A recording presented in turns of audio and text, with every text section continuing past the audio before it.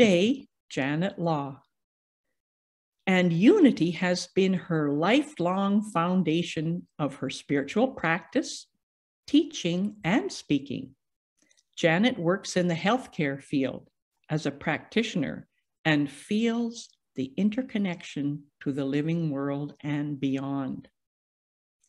In 2001, she was given a serious cancer diagnosis. She brought her body back into harmony with love, phenomenal medical intervention, and an enduring spirit of hope. Medicine derived from the yew tree was part of Janet's treatment.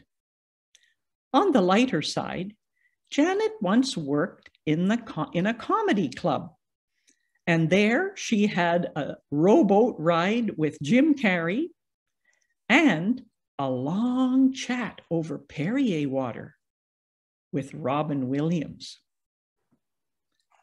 Our musician today, Edith, is an amazingly gifted singer-songwriter who connects with the divine for inspiration. No wonder then that her songs touch our hearts deeply and resonate within us for days after we hear her sing. Edith is a loving mom and a spokeswoman for all of nature's creatures. Before we hear from Janet, let us sit back and enjoy Edith as she sings her own composition, A Sweet and Tender Prayer. Over to you, Edith.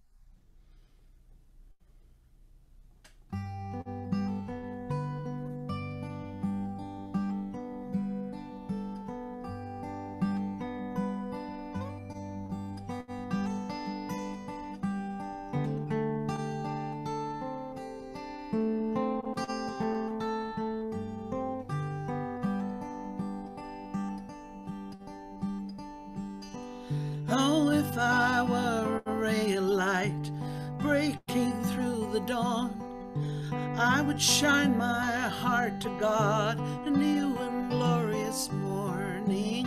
Awake now, garden made of love, this gift I have to share.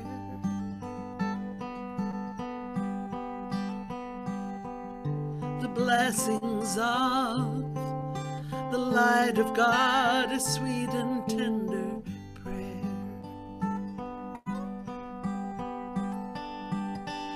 And if I were a tiny flower, a bluebell in the spring, oh, I would lift my heart to God and let my petals ring within a garden made of love, a joy uncommon, rare.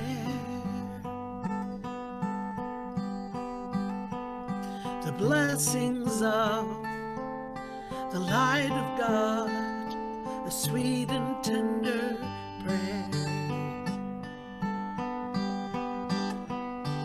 Alleluia and amen, alleluia and amen.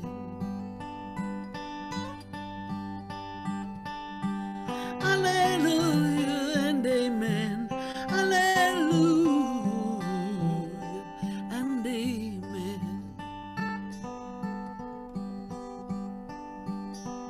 And if I were a cherry tree dressed in pink and white, I would sway each branch, each bough, a trembling sweet delight, and fill this garden on the breeze with fragrant love and care. The blessings of the light of God, a sweet and tender prayer.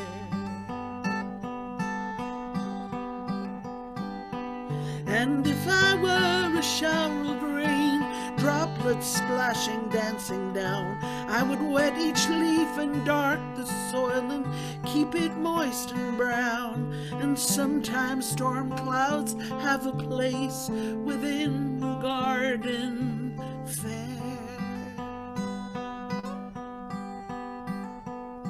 The blessings of the light of God, a sweet and tender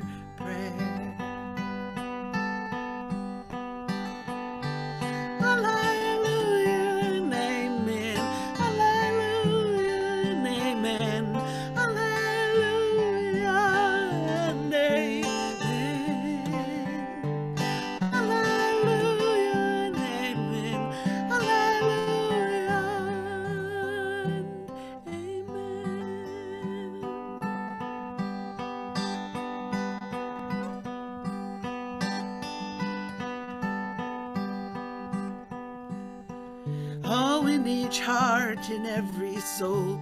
We are the seeds we sow, with sun and rain, in joy and pain. We harvest, tend, and grow this holy garden made for love, a temple that we share. The blessings of the light of God, a sweet and tender bread.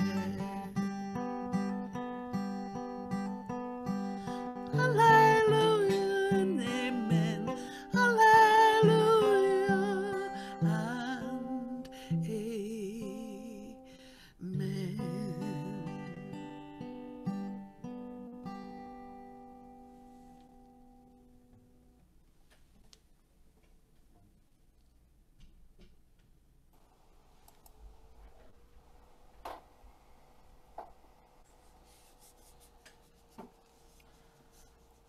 In preparation for our meditation, soothing sounds of flute to prepare us to go deep.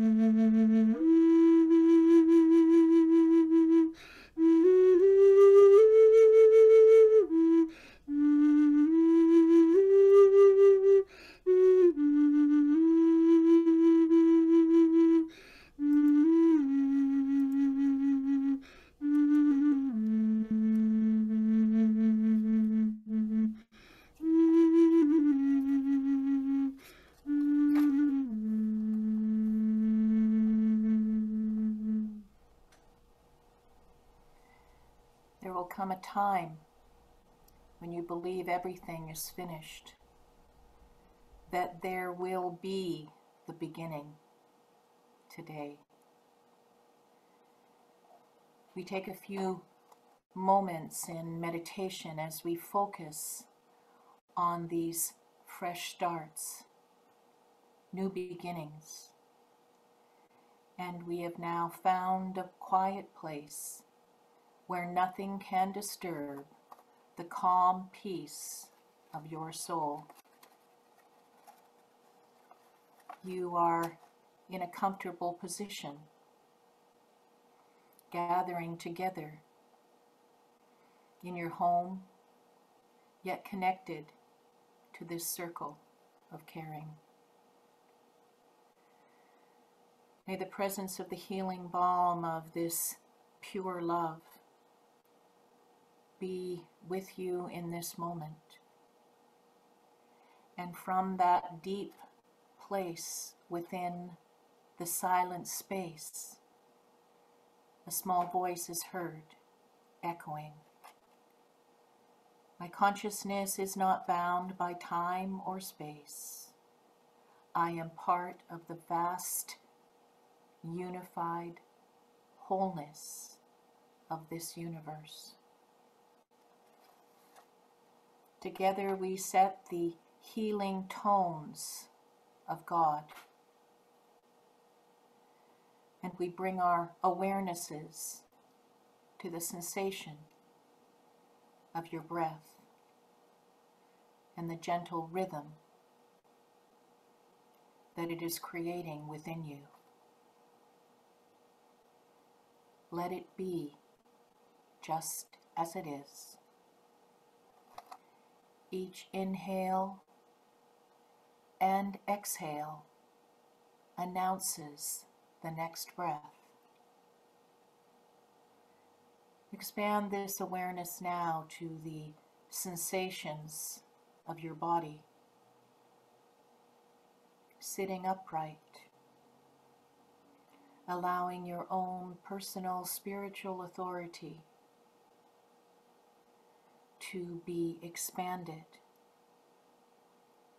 and bringing attention to the surface beneath you and how it supports you right now.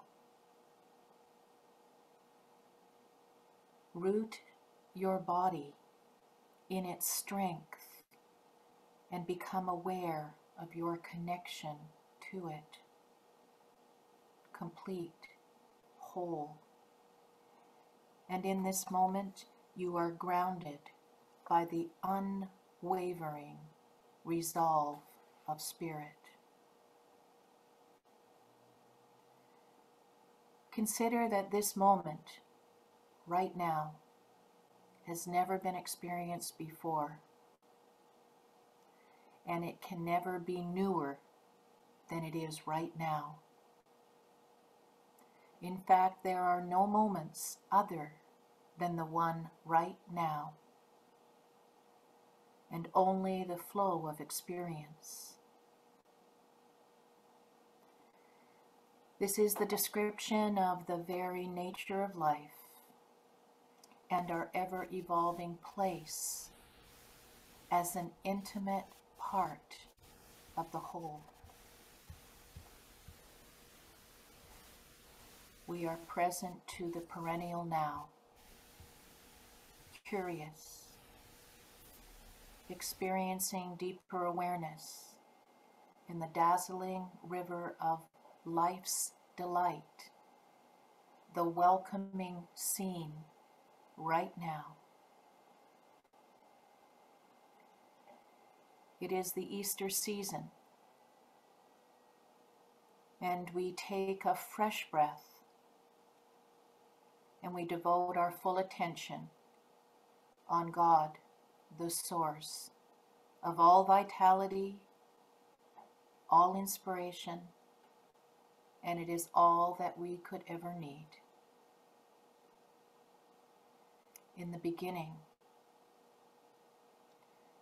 there was the void, and God breathed love into the world. God is breathing love from you, as you, for you.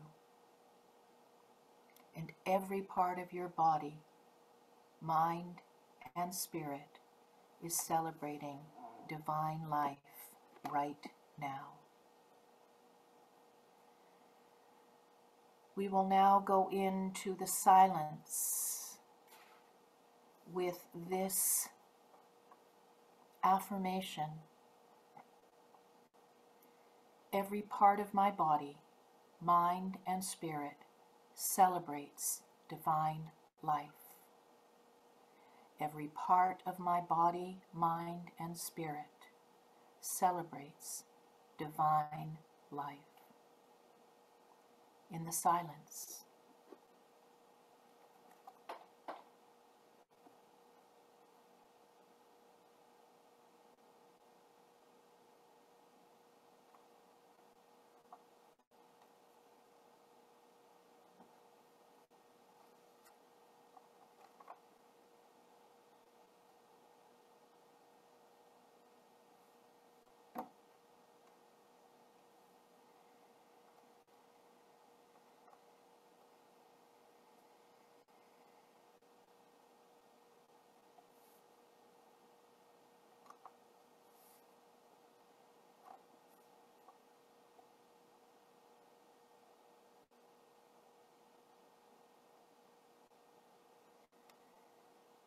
and now we expand this awareness and picture the whole globe in front of you as a ball, sending warm wishes to all living beings in the universe who, like you, desire happiness.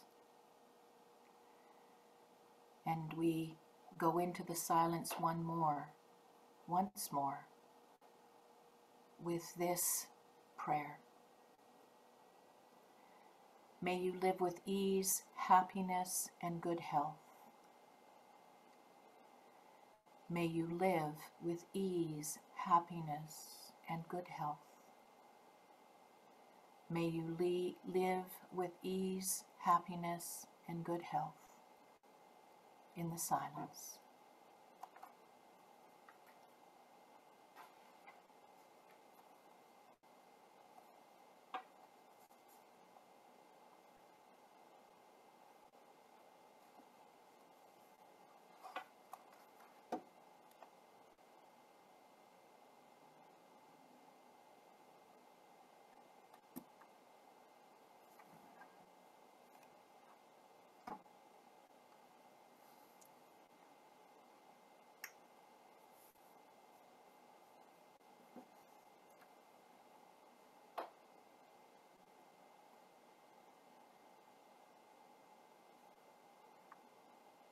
Coming back now into the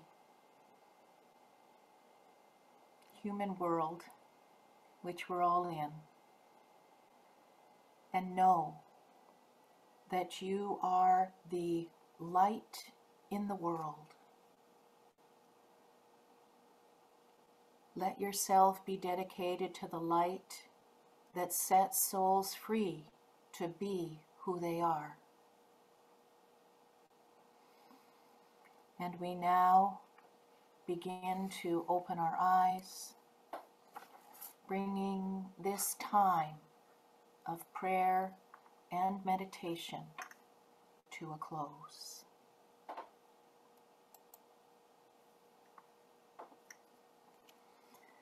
Coming back, and I am glad we are all here together today in unity. We are all of us. It is the magical expression of the divine, and the power of love is a very curious thing. And the power of prayer is the infinite empowered expression that is the protective power in the universe. We had a song, a congregational song, and here are some of the words. Here we stand this morning, everyone, this family, brothers, sisters, hearts and minds, voices singing, working wonders in our lives. We have come to be together. We have come to be renewed. We have come to stand this morning together. And of course, Edith's beautiful song, Prayer, moved us all. And we're just getting started. There's also a great song by another resident musician here at Unity of White Rock, Michael Vincent. And he says, "We are all of us tiny snowflakes, and we become blankets of snow." Now, winter was here not too long ago, and here on the West Coast, we know that that time has passed, but now spring is here. And all of us are the tiny seeds, unique, and we are all sprouting and becoming a garden together, interconnected in our own special way. Love and prayer connect us all. And right now, more than ever, Palm Sunday. So we can imagine ourselves walking on blankets of palm fronds as friends today. Diana Beresford Kroger, the scientist, microbiologist, botanist, tree steward, and expert in solutions to climate change, answered in this way when I asked her this question. What do we do during this time that there are so many changes, times of conflict, pandemics, and what about our next generation? Her answer, very clearly, we have to hold hands together and pray. Simple, isn't it? But it is the one thing that we can do, each of us, and the prayer of the heart allows acts of love to take place in our world. So let's uncover today a deeper, more personal experience of ourselves and touch the air and feel the freedom. It is love through prayer that heals, prospers, attracts, holds, and makes real the good ideas.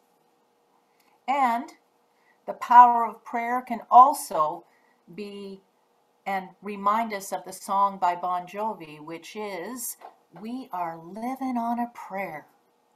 Yes, we are. We are living on a prayer. It has also been the time of Lenten, the season where it is the renewal of our sacred soul journey leading up to Easter. And our individual transformation is accelerated. So let's wake up so that we can be woke to love right now. And this discerning wisdom of love allows us to release any illusion of fear and instead feel the affirming alignment of the power of love through prayer. We are all of us. The word Lent comes from the Anglo-Saxon word for spring, which is derived from the verb meaning to lengthen. And Lent comes in the spring when the days become noticeably longer. And this annual season of fasting, prayer, and release have been observed by the Western religions since the very first century of Christ.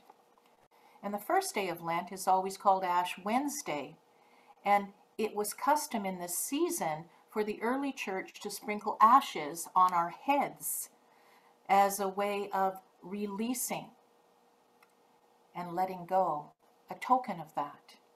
And so Ash Wednesday comes 46 days before Easter, and it is considered part of our Lent. And now we arrive, and the last week of Lent is called Holy Week, and it includes Palm Sunday, Good Friday, or also known as God Friday. Palm Sunday is the Sunday that precedes Easter. Jerusalem, the holy city, symbolizes within each of us the habitation of peace, the possession of peace, the vision of peace, the abode of peace and prosperity within us all. And in men and women and all beings, Jerusalem is the abiding consciousness of spiritual peace, which is the result of continuous realizations of spiritual power that's tempered with spiritual poise and confidence. And Jerusalem symbolizes the great nerve center just at the back of our heart. From this point, Spirit sends radiance to all parts of our body. And Jesus symbolizes our I am identity. And so going into Jerusalem, we are taking a step of unfoldment as we prepare for our triumphs.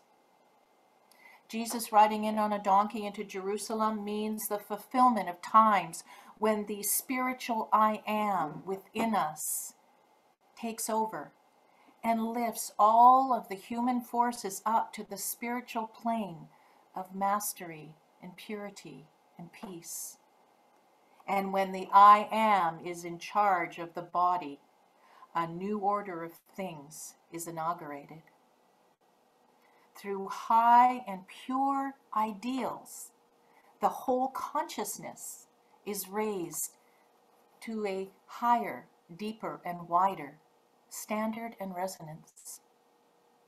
And the hosannas, the rejoicing multitudes, and the spreading of the garments and the branches of the palm fronds before Jesus represented joyful commitment that all the thoughts of one's consciousness can give way when error states of mind need to be overcome. So we can affirm the I am in us right now. Jesus, and this is one rendering of him, but I'm sure there are many. I know there are many. And so we can have our own picture, our own divine, loving visual of what we think the man Jesus looked like. But most importantly, it was the consciousness and teachings that were brought forward with him. So who is Jesus? Well, the Prince of Peace. And in the book Christian Healing by Charles Fillmore, one of the co-founders of the Unity Movement, stated that Jesus himself was actually a parable. His life here on earth was an allegory of the experiences that we all of us pass through in developing from natural to spiritual consciousness. And we all aspire to develop our spiritual consciousness just as Jesus did. this is assured that while he was able to do great things, we could do even greater. One of his disciples, John 14:12, said that. And aren't we all finding our spiritual discipline? We find our own way of expressing that. And many of us discovered unity because we were longing for this spiritual community which truly practiced teachings that were relevant in our own lives. And these ideas included and were not limited to love, diversity, forgiveness, and the love of God, not the fear of God. So we focus on living and obtaining qualities of spirit, qualities that Jesus taught. And in this life of Jesus, it can be an example of how we can embody the Christness, the Christ-enlightened soul of each of us that lives in us, as us, and through us. So yes, it is Holy Week, and it is time to have a holy shift, a whole transformation, an opportunity to rise up your consciousness of being, and you can use the power of prayer. This is where you move from role to soul. We are human beings and we play many roles every day in our life. Mother, brother, father, electrician, janitor, painter, doctor, nurse. But we are so much more than that. We are a soul that is a spiritual being having a human experience. And as we practice prayer, we can express and expand and engage a more prayerful and loving self. We are all of us. We are one soul family, connected to everything in the universe. And Holy Week is about awakening to that wholeness. And the message of transformation is also one of possibility. No matter how dark the night may come, the dawn will arrive. And so let us remember this during this coming week. You see, mind is the product of streams of consciousness and energy acting on the brain, creating forms, holographic segments, or neurosympathetic patterns called memory. And these streams of consciousness are what keep the brain alive. And God is the power source, and your ability to think and spiritualize your intellect is what gives you divine mind in all your waking and sleeping hours. We are the mind of God, and the mind of God comprises the mind of every life form that's ever lived on any dimension, in any time, or will ever live on every planet, on every star, on every region, and on every space. And prayer is a stream of consciousness that you have access to. Every moment of every day, we can make it a daily practice. And so I ask you, what is your prayer practice today? Have you prayed today?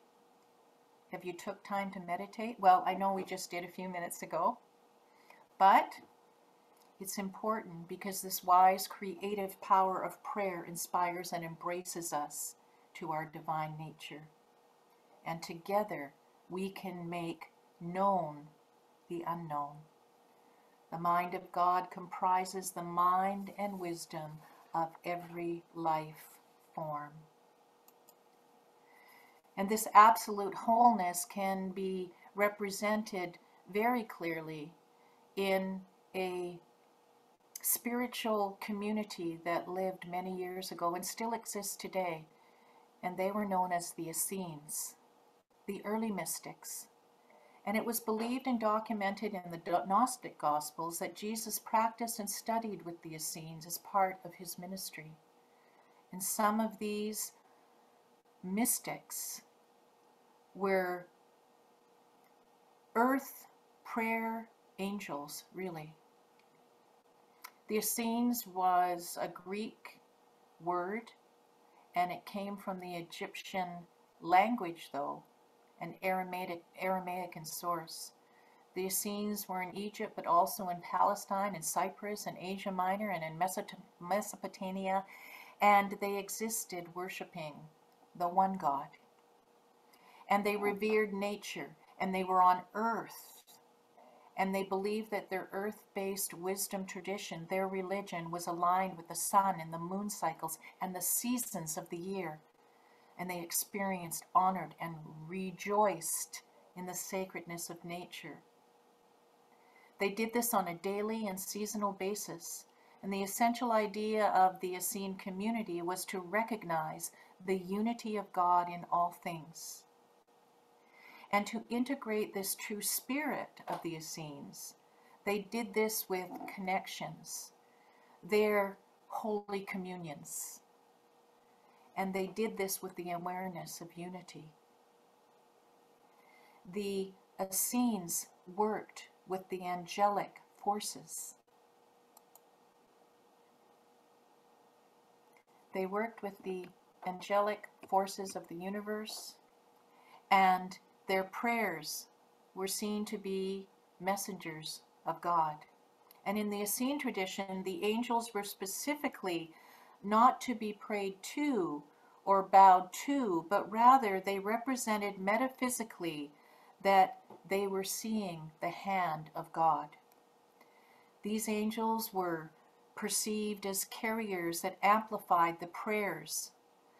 They amplified the thanking and the blessing, and that hand was given to them as a gift. And in the Essene tradition, to thank the person directly was the most important prayer that could be practiced. So, every day of the week had certain prayers in the morning, at noontime, in the evening, and throughout the day, and specific days were dedicated and focused on certain prayers. So Sunday prayers in the morning were focused on the soil of the earth, nature's connection, and the angel of the earth morning prayer, whose purpose was to transform the generative power in life into the regeneration of the human body. And the angel of creative work, our Sunday evening prayers, whose purpose was to teach the importance of the creative work and its empowerment role in the individual's evolution. So to acknowledge and appreciate the sacredness of the divine in all the forces of nature and reveling in the magnificence of God's beautiful creation, that was soul food. And so developing our own awareness and our own prayers for the earth and for all around us can help us feel even deeper connections to all things. So these simple habits and practices of daily life teach us to feel the sacredness of each moment and in every place. Now I have a little joke for you. It's kind of an Easter joke, and here it goes.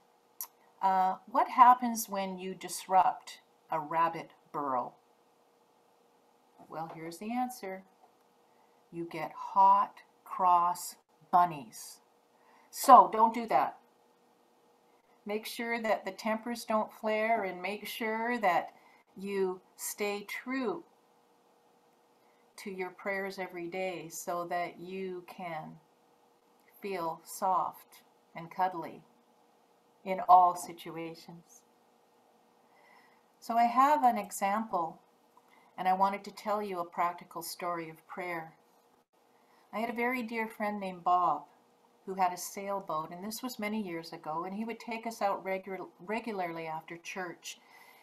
He was one of the most humble and generous people that I have ever known in my life, and he was calm in every situation. In fact, he did not put out fires, he calmed the waters. And he was so deeply connected to his spiritual practice and prayer that he lived it everywhere. So many, many years ago, the series 21 Jump Street was being filmed here in Vancouver. And I did not know this, but he had a connection to some of the actors. So my husband Brian and I and Bob and the actors from that show got together to go for a little sail. So here we were with Johnny Depp and Peter DeLuise and others from the crew. And we were enjoying this bright, sunny, beautiful day. And then the wind stopped. And then the motor ceased. And then, just about at that time, we looked up and we saw a tanker coming directly at us. Now everybody knows that the rules of the sea are that the bigger boat has the right of way. But what do you do when the bigger boat is coming at you and your little boat can't move? Well, all I know is that was the first time I ever saw Bob slightly panicked. And when I saw this, I said to him, is there anything that I can do? And he looked up with wide, wide eyes and he said, pray right now. So we all stopped and we did the prayer together. And the prayer was the serenity prayer. God, grant me the serenity to accept the things I cannot change and the courage to change the things I can. And the wisdom to know the difference. Calm fell over all of us and things shifted. You see, the only person that we can change is us. And our thinking and our consciousness in a single moment can have impact. And all of a sudden the wind started up, which really surprised all of us, and the motor started simultaneously, and we got out of the way. We celebrated later at a restaurant, recounting our very good luck that day, or more accurately, answered prayer. God answers all of our prayers, even when we don't think so. And so another practical story around prayers are, I got a phone call on Friday morning, and it was a very dire call from a friend. And he wanted to tell us some news that he really didn't want to tell us.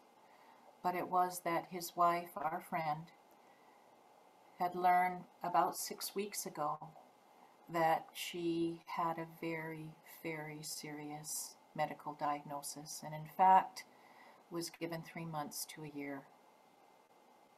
In the last week, he said, her decline was just so quick, and he really encouraged us that it might be a time to come out and see her, which of course we did. But before we did that, we called on our prayer chaplains. We called on this spiritual community. And some of you are here right now knowing that we did those prayers on Friday morning. We called Silent Unity. I called anybody I knew and just asked if they could just say prayers. And when we arrived on Friday night to find her there, she was asleep, she was peaceful, and her husband told me that for some reason they were able to do a surgical procedure through the miracle of surgery, and that not only was her body responding well, but that her spirit was improving. And it was the most profound improvement they had seen in the 6 weeks from the diagnosis. So does prayer work? You get to decide. We all have stories of miracles. And during this Holy Week, what kind of miracles will happen to you for you, and through you. You know, fear can have a way of seeping in, but instead, we can remember this phrase. Fear has two meanings: forget everything and run, or face everything and rise. The choice is yours. Develop a fear strategy so that when fear comes, you can have some kind of discipline, a daily discipline of prayer and meditation. It's the fourth principle of our unity foundational principles. And it's also step 11 in the 12 steps of AA, which many of you may or may not know was derived from the Beatitudes that Jesus taught in Sermon on the Mount. We sought through prayer and meditation to improve our conscious contact with God.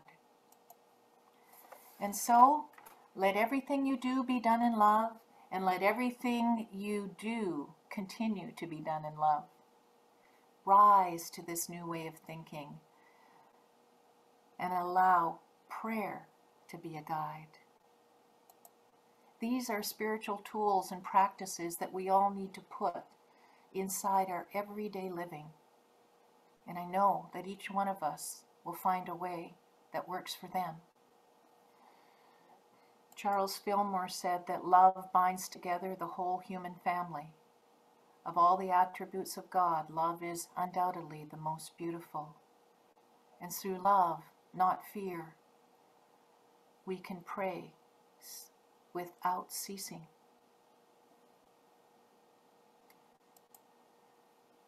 I'm going to end today with the prayer that I think many of you may know over the years. It was an anonymous text that was called the Prayer of St. Francis, or the Peace Prayer, or the Simple Prayer of Peace, or Make Me an Instrument of Your Peace. St. Francis was living from 1181 to 1226 and is probably one of the most universally known wisdom teachers. And he actually looked after, in his ministry, nature and the connection to all of that. So here it goes as we end our time together. Take this into your heart, remember it, and know it. Lord, make me an instrument of thy peace. Where there is hatred, let me sow love. Where there is injury, pardon. Where there is doubt, faith. Where there is despair, hope. Where there is darkness, light. Where there is sadness, joy. O divine God, grant that I may not so much seek to be consoled as to console, to be understood as to understand, to be loved as to love. For it is in giving that we receive, it is in pardoning that we are pardoned, and it is dying to the self that we are born to eternal life. And so, I bless you all today, and let us send out that Christ consciousness into the world as seen through you. And that's the way it really is. Bless you all.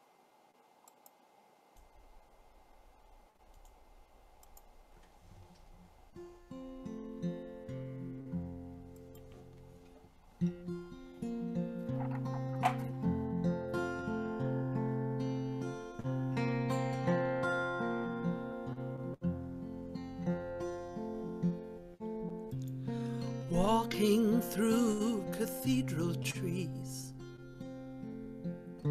stained glass light on winter's leaves, misty morning, a majesty. It's a sacred, holy light. And we stand in silence with pilgrims' prayers. Free from thought and free from care, and we are moving in the love we share, humbled in its sight. And now I'm swaying on a bridge in the canyon. I'm swaying on a bridge in the canyon. There's nowhere that I've come from, and nowhere I'm going to, for we're caught in God's moment. We're one in this moment. I'm swaying on a bridge in the canyon here with you.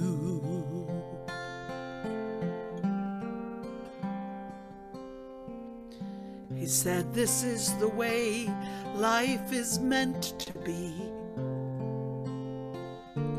to feel the flow of eternity, stretching for more than the eye can see. All of this and nothing more. So we sat on a rock and closed our eyes, drifted away on the river's sighs, and we are floating, flying as each moment died. Life I'd never felt before. Now I'm swaying on a bridge in the canyon. I'm swaying on a bridge in the canyon. There's nowhere that we've come from, and nowhere we're going to, for we're caught in a perfect moment. We're one in the moment. I'm swaying on a bridge in the canyon here with you.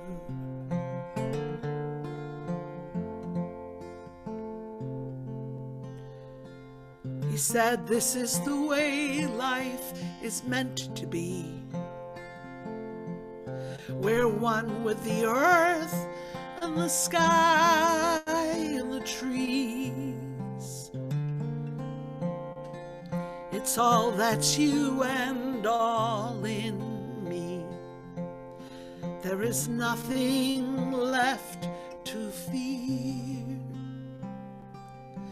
And as he turned to keep walking, it was then I knew that every word he spoke was true, and all that was left for me to do was turn and disappear.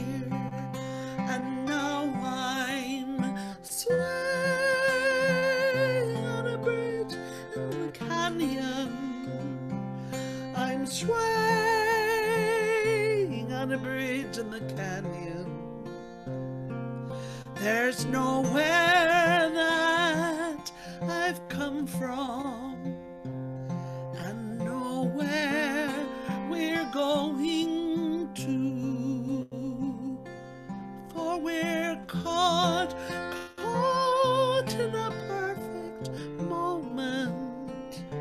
We're all one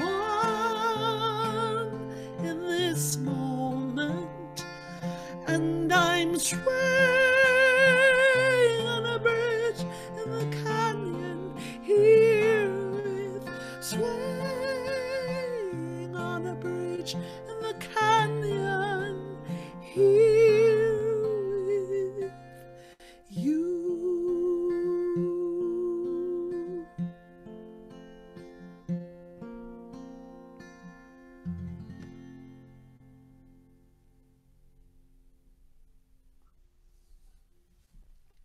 That was heavenly, Edith. Thank you so much for your deeply heartwarming and delightful songs. You're such a blessing to all of us. And Janet, that was a most inspiring and yet practical talk. Thank you so much for sharing your wisdom with us today. We really need it now. Thank you.